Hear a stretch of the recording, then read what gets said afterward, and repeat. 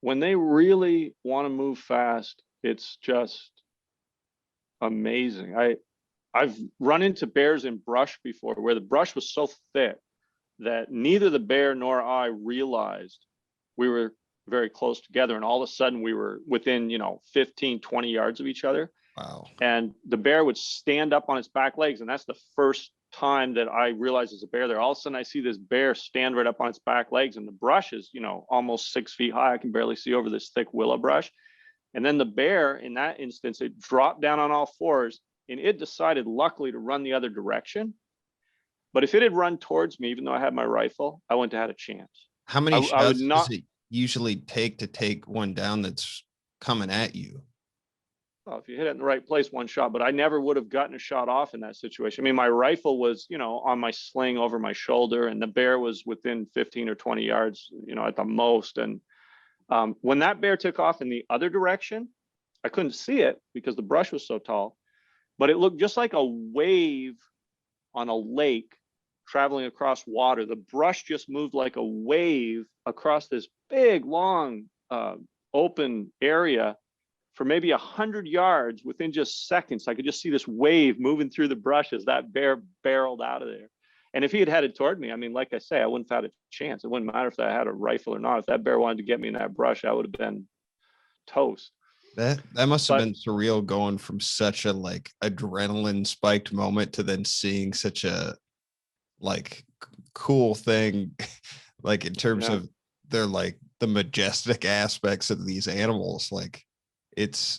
I find that really interesting that you're in this environment, but you also appreciate how amazing some of it is. I find that really interesting that you go back to the kill sites to sort of study the behavior and just observe. And is there anything in particular that you learn from doing that? That you learn a lot. You learn a lot about how animals interact. And once I got that game camera up there, I learned even more, because that camera was watching 24 hours a day for several days after that. What happened was,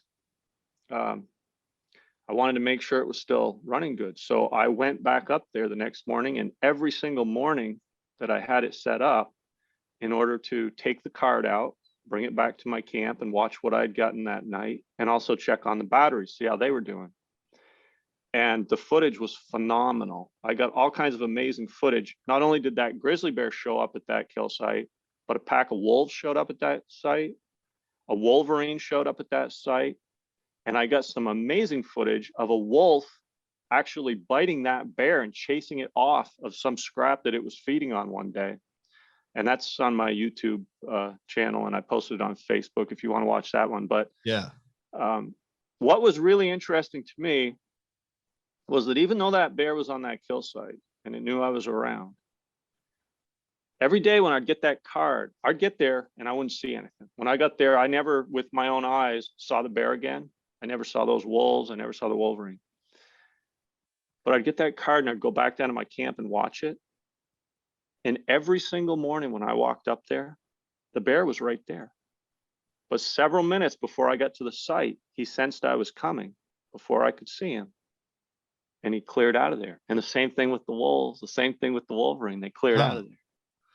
But I learned a lot. I mean, one thing I learned was that even though the wolves interacted, aggressively with that grizzly bear, and I caught that where they chased him off of it, they were all there hanging out together for a few days. And there were times when there'd be a wolf right near that grizzly, and they wouldn't even be paying attention to each other. They'd both just be laying there and licking some blood on the ground or something. There was very little there, really. I mean, there's a gut pile, but if the bear wanted to, he could eat that up in no time. But for whatever reason, that everything hung out there. I think there wasn't much else around to eat, and everything hung out there for a few days, and they ended up just licking the ground clean, and there was nothing. There was some scraps of hide I left there too, and they ate that. They ate every drop of anything that they could find there, and they just hung out there for a few days, all these animals. And it was really amazing to watch on the game camera, the interactions. Yeah, I'd love to see some of that. And if you can send me that info, I would, or if it's on your Facebook, I'd love to throw it in the show notes for this episode too, because I'm Yeah. sure anyone who hasn't seen it. And I do want to just say that question came off Reddit from Hadjo Jack, I think is the guy's name. Second question kind of goes off that. What is it like to kill a bear? Courtesy of former guest on this podcast, Andrew Patterson. What's it like to kill a bear? Well, for me, whether it's a bear I kill or a moose, a caribou, it doesn't really matter. When I go out into the wilderness, the way I do it is I go really deep into it. I really just dispense of anything superfluous, not just in the material realm, but in attitudes that might not serve me well there. The way I feel about killing things is different when I'm out there than if I'm living here. In fact, I have no desire to hunt when I'm living in Fairbanks. Even I never go hunting here.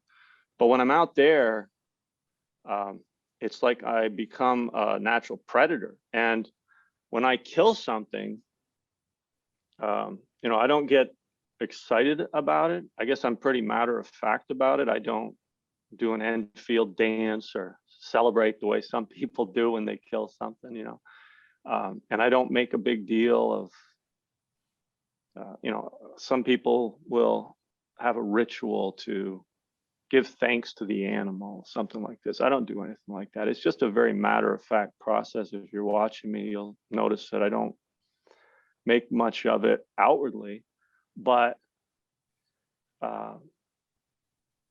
my mode of operating out there is just to merge with all the rhythms of nature, the natural cycles. And what's the most fundamental natural cycle for living things? It's the cycle of life and death. And when I kill something, I am taking part in that cycle and I'm living it right there. I'm experiencing what it is to be a living, breathing predator in the natural order of things on planet Earth. So to me, it's a pretty deep experience, but it's something that is also just comes very naturally when I'm in that mode. Mm-hmm. And it's just a very matter of fact thing.